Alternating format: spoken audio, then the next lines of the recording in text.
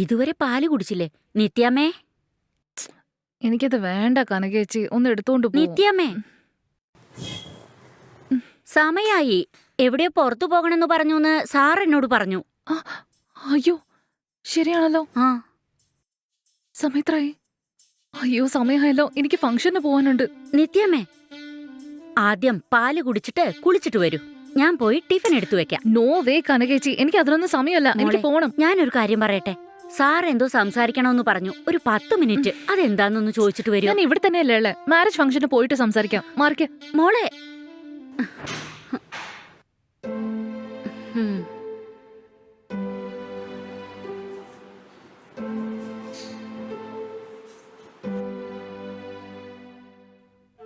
സാറേ. എന്താ കനകെ, നിത്യയോട് സംസാരിച്ചോ? എന്തു പറഞ്ഞു അവള്? സാറേ, ഞാൻ നിത്യാമ്മയോട് സംസാരിച്ചു. എന്തോ അർജന്റായി കല്യാണത്തിന് പോവാത്രേ. അതുകൊണ്ട് സാറിനോട് പിന്നെ വന്ന് സംസാരിക്കാന്നാ പറഞ്ഞ്. ശരി, വിട്ടേക്ക്. ഇതൊക്കെ എനിക്ക് അറിയാവുന്ന കാര്യമല്ലേ. എന്തു ചെയ്യാനാ? അവളുടെ ഫ്രണ്ട്സ് നാട്ടുകാർക്കൊക്കെ ഗിഫ്റ്റ് കൊടുക്കുക. പക്ഷേ അവളുടെ അച്ഛനായി എനിക്ക് കല്യാണത്തിന് സമ്മതം എന്നുള്ള ഒരു ഗിഫ്റ്റ് തന്നുകൂടെ അവക്ക്? സാറേ, സാർ ഒന്നുകൊണ്ടും വിഷമിക്കണ്ട. ഞാൻ സാറിനോട് പറഞ്ഞില്ലേ, ഞാൻ പറഞ്ഞ പോലെ തന്നെ സാറൊന്ന് സംസാരിച്ചു നോക്ക്. തീർച്ചയായും നിത്യാമ്മ വഴിക്ക് വരും. അതിനുശേഷം സാറിന് ഈ നാടിന് തന്നെ ഗിഫ്റ്റ് കൊടുക്കാം. ഓ കനകെ, എന്റെ മനസ്സ്, ആരോഗ്യം ഇത് രണ്ടും നശിച്ചു പോയത് എന്റെ മകളെ ഓർത്തിട്ട് തന്നെയാ. നിനക്കറിയാത്തതായിട്ടൊന്നുമില്ലല്ലോ. ശരി, എല്ലാം മാറുമെന്ന് നമുക്ക് വിചാരിക്കാം. നോക്കാം. സാറേ, തീർച്ചയായും മാറും സാറേ. നിങ്ങൾ ഒന്നുകൊണ്ടും വിഷമിക്കണ്ട. നമ്മുടെ ഡോക്ടർ സാറിന്റെ അസുഖം ഭേദമായെന്ന് എത്രയും പെട്ടെന്ന് പറയും. ശരി, സാർ ഇവിടെ ഇരിക്കൂ.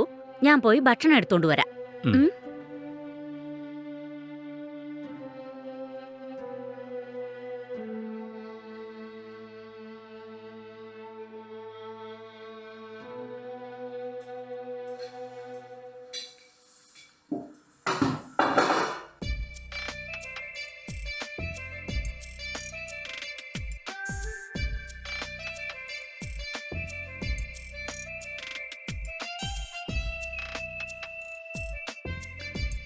കനകേച്ചി.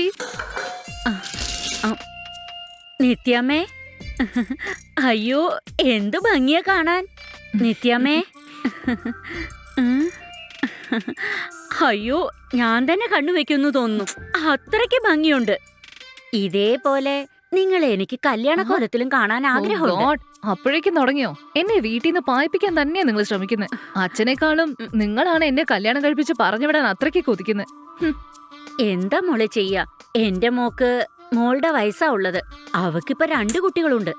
ഞാനും നിങ്ങളെ എന്റെ മോളെ പോലെയല്ലേ കരുതുന്ന. മതി മതി, നിങ്ങളുടെ കഥ കേട്ടോണ്ടിരിക്കാൻ എനിക്കിപ്പോ സമയമല്ല. എനിക്ക് പോണം. അവിടെ എല്ലാരും വെയിറ്റ് ചെയ്തോണ്ടിരിക്കുക. ശരി, ഞാൻ ഇറങ്ങട്ടെ. അച്ഛന് സമയത്തിന് മരുന്നൊക്കെ കൊടുത്തോളണേ, കേട്ടല്ലോ? ശരി മോളെ, ബൈ.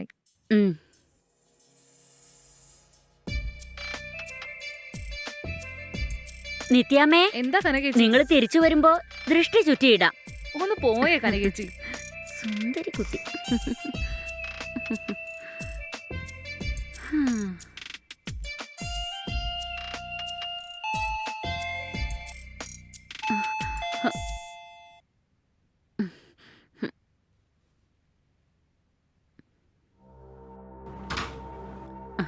വരൂ ഡോക്ടറെ, വരൂ. സുഖായിരിക്കുന്നു. ആ, കുഴപ്പമില്ല, വരൂ. വരൂ ഡോക്ടർ. വരൂ ഡോക്ടർ. ഇന്നലെ രാത്രി 2-3 പ്രാവശ്യം നെഞ്ചു വേദനിക്കുന്നു പറഞ്ഞായിരുന്നു. ഓ ഐ സി. കൈയൊന്ന് കാണിച്ച്.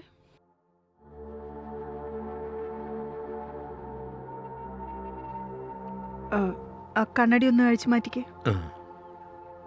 മേലോട്ട് നോക്കിയേ.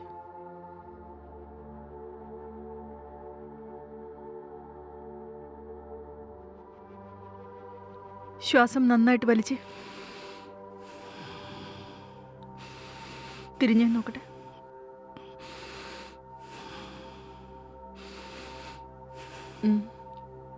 ഇപ്പൊ എല്ലാം നോർമലായിട്ട് തന്നെയാ ഉള്ളത്. ഇപ്പോ ശ്വാസതടസ്സമൊന്നുമില്ലല്ലോ സർ? നെഞ്ചടയ്ക്കുന്നൊന്നുമില്ലല്ലോ? അതൊന്നുമില്ല ഡോക്ടർ. ഇപ്പൊ ഒരു പ്രശ്നവുമില്ല. ഇന്നലെ രാത്രി എന്താന്നറിയില്ല, ഒരുപാട് ശ്വാസം മുട്ടുന്ന പോലെ തോന്നി. ശരി, ഞാൻ തരുന്ന മെഡിസിൻസ് കൃത്യമായിട്ട് ഫോളോ ചെയ്യണം. ശരി ഡോക്ടർ. പിന്നെ എൻ്റെ കമ്പനിയിൽ ആഴ്ചയിൽ 2 ദിവസം എനിക്ക് വർക്കൊക്കെ നോക്കി നടത്താൻ പറ്റുമോ ഡോക്ടർ? No chance. തൽക്കാലം അത് മറന്നേക്ക്. നിങ്ങൾ വീട്ടിലിരിക്കുമ്പോഴും മാസ്ക് ഉപയോഗിക്കണമെന്ന് ഞാൻ പറഞ്ഞിട്ടില്ലേ? അങ്ങനെയുള്ളപ്പോ കമ്പനിയിൽ പോയി എങ്ങനെ വർക്ക് ചെയ്യാനാ? ഇല്ല ഡോക്ടർ, അത് പിന്നെ നിങ്ങൾ ഇനി ഒന്നും പറയണ്ട സർ. ഇപ്പോഴാണ് BP ലെവൽ, ഷുഗർ ലെവൽ എല്ലാം കൃത്യമായത്. വീസിങ്ങും ഇപ്പൊ കുറഞ്ഞോണ്ടിരിക്കല്ലേ. സ്മോക്കിംഗ് എത്ര ഡേഞ്ചറസ് ആണെന്ന് ഇപ്പൊ മനസ്സിലായി കാണുമെന്ന് വിചാരിക്കുന്നു. ഇനിയിപ്പോ മനസ്സിലാക്കിയിട്ട് എന്ത് ചെയ്യാനാ ഡോക്ടർ? ദേ നോക്കൂ സർ, ഇങ്ങനെ ആലോചിച്ച് കൂട്ടുന്നത്, ആവശ്യമില്ലാതെ ദേഷ്യപ്പെടുക, വിഷമിക്കുക, ഇതൊക്കെ അവോയ്ഡ് ചെയ്യുന്നതാ നല്ലത്. എങ്കിലേ അസുഖം പെട്ടെന്ന് ഭേദാവൂ. ഈ മനുഷ്യർക്ക് സ്ട്രെസ്, ദേഷ്യം, തിങ്കിങ് ഇതൊക്കെ കൊണ്ടാണ് രോഗം വരുന്നത്. ഞാൻ ഒരുപാട് പ്രാവശ്യം പറഞ്ഞതാ, പക്ഷെ സാർ കേൾക്കുന്നേയില്ല. എപ്പോ നോക്കിയാലും എന്തെങ്കിലും ആലോചിച്ച് വിഷമിച്ചുകൊണ്ടേയിരിക്കുക. നിത്യാമ്മയെ ഓർത്താണ് ഇദ്ദേഹത്തിന് ഏറ്റവും കൂടുതൽ വിഷമം. ശരി, ആരോഗ്യം ശ്രദ്ധിക്കണം സർ. ശരി കനക, നിങ്ങൾ എന്റെ കൂടെ ഒന്ന് വരൂ. ഞാൻ ചില ടാബ്ലറ്റ്സ് ഒക്കെ എഴുതി തരാം, അത് കൊടുത്താൽ മതി. ശരി മാഡം, ഞാൻ ഇറങ്ങട്ടെ സർ. ഞാനിപ്പോ പിന്നെ വരാം. ആ കാണാം.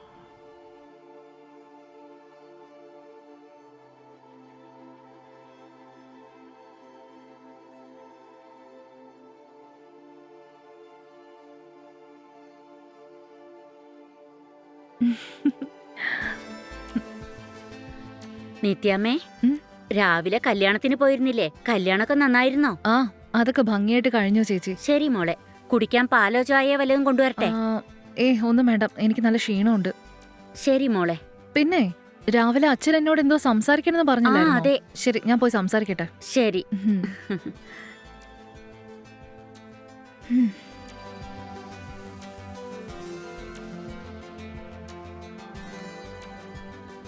ഞാൻ പറഞ്ഞ പോലെ സാർ ഇവരോട് സംസാരിച്ച് നിത്യാമ്മ കല്യാണത്തിന് സമ്മതിച്ചാ മതിയായിരുന്നു. ഗുരുവായൂരപ്പാ, എല്ലാം നന്നായി നടന്നാ മതിയായിരുന്നു.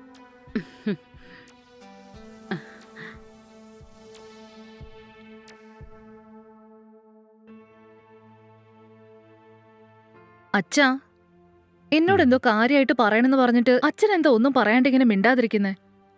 ആ കല്യാണത്തിന് പോരുന്നോ മോളെ? കല്യാണമൊക്കെ നല്ല രീതിയിൽ നടന്നോ? അതൊക്കെ ഭംഗിയായിട്ട് കഴിഞ്ഞു അച്ഛാ. അച്ഛൻ എന്തോ പറയണെന്നല്ല പറഞ്ഞത്, അതാദ്യം പറ. ഉം.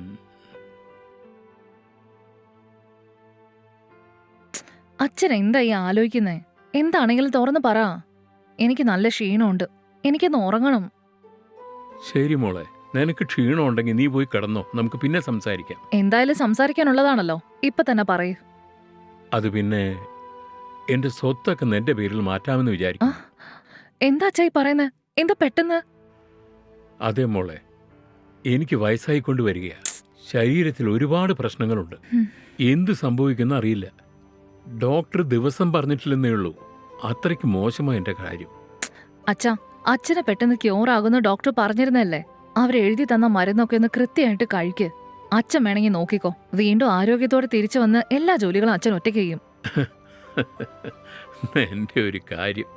എന്താ അച്ഛാ ഇങ്ങനെ ചിരിക്കുന്നത്? എന്തു പറ്റി? എല്ലാ അച്ഛന്മാരും മക്കളെ നല്ല രീതിയിൽ പഠിപ്പിച്ച് കല്യാണം കഴിപ്പിച്ചയച്ച് പേരക്കുട്ടികളെയൊക്കെ നോക്കി സന്തോഷത്തോടെ മരിക്കുന്നു. പക്ഷെ എന്നെ നോക്ക്. എന്റെ അച്ഛാ, വീണ്ടും ഇങ്ങനെ തുടങ്ങല്ലേ. എന്താ പറയാനുള്ളതെന്ന് വെച്ചാ അത് മാത്രം പറ. അതേ മോളെ, എന്റെ സ്വത്ത്, എന്റെ കമ്പനി എല്ലാം എന്റെ പേരിൽ മാറ്റാമെന്ന് വിചാരിക്കുക. ഉടനെ നമ്മുടെ അഡ്വക്കേറ്റിനെ വിളിച്ച് ഇതിനൊരു തീരുമാനം ഉണ്ടാക്കണമെന്ന് വിചാരിക്കുക. ആഹാ, ഞാൻ തന്നെ ചോദിക്കണമെന്ന് കരുതിയിരുന്നതാ. അച്ഛൻ തന്നെ പറയുന്നുണ്ടല്ലോ. എന്തായാലും നമുക്ക് ഫേവറായിട്ടാണല്ലോ നടക്കുന്നത്. നടക്കട്ടെ. ശരി അച്ഛാ, എല്ലാം അച്ഛന്റെ ഇഷ്ടം പോലെ. അച്ഛന് തോന്നുന്നത് തന്നെ ചെയ്തോ. സ്വത്ത് എന്റെ പേരിൽ തന്നെ എഴുതി വെച്ചോ. ശരി മോളെ, അതിനുള്ള എല്ലാ ഏർപ്പാടും ഞാൻ ഉണ്ടാക്കാം. പക്ഷെ അതിനു മുമ്പ് ഈ അച്ഛൻ നിന്റെ കയ്യിൽ നിന്നും ഒരേ ഒരു കാര്യമേ പ്രതീക്ഷിക്കുന്നുള്ളൂ. എന്റെ അടുത്തുനിന്നോ? ആ, എന്താ അച്ഛാ? എന്റെ സമ്മതം മാത്രം വേണം. ഞാനത് പറഞ്ഞതല്ലേ, എല്ലാ അച്ഛന്റെ ഇഷ്ടം എന്റെ പേരിലേക്ക് തന്നെ മാറ്റിക്കോന്ന്. അതല്ല, നീ കല്യാണം കഴിക്കാമെന്ന് വാക്കുതാ. എന്റെ സ്വത്ത് മുഴുവൻ നിന്റെ പേരിലാക്കി തരാം. അച്ഛാ, അതൊന്നും എനിക്ക് സെറ്റാവില്ല അച്ഛാ. ഈ കല്യാണം കഴിച്ച് മറ്റൊരു വീട്ടിൽ പോയി ജീവിക്കുന്നത് എനിക്ക് ഒരിക്കലും സെറ്റാവില്ല.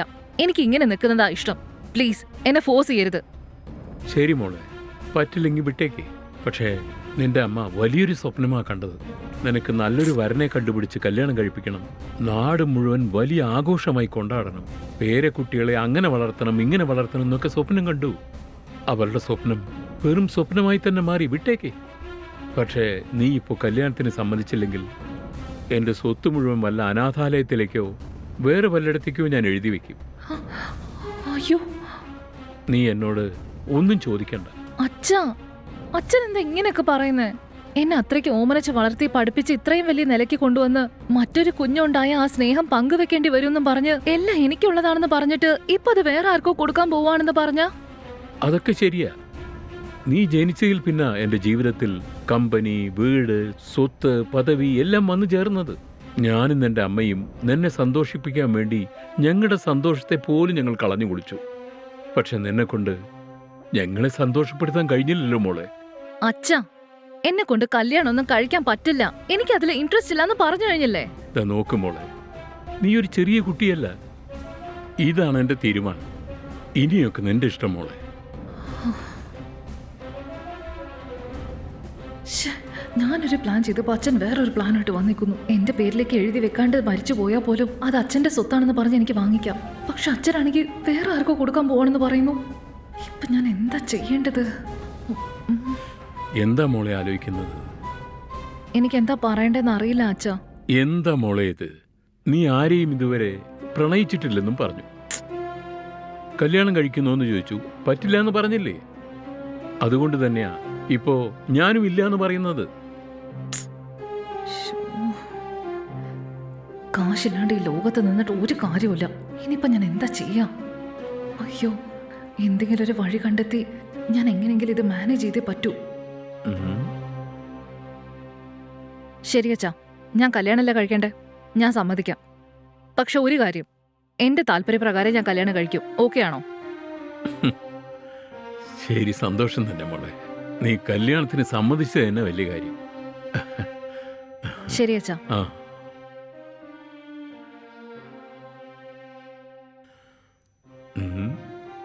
കൊള്ളാമല്ലോ. കനക പറഞ്ഞ ഐഡിയ വർക്കൗട്ട് ആവുന്നുണ്ടല്ലോ. എങ്ങനെയെങ്കിലും ഇവള് കല്യാണം കഴിച്ച് സന്തോഷമായിട്ട് ഇരുന്നാൽ മതിയായിരുന്നു. മരിക്കണതിന് മുമ്പ് പേരക്കുട്ടികളോടൊന്ന് സന്തോഷിച്ച് ജീവിക്കണം.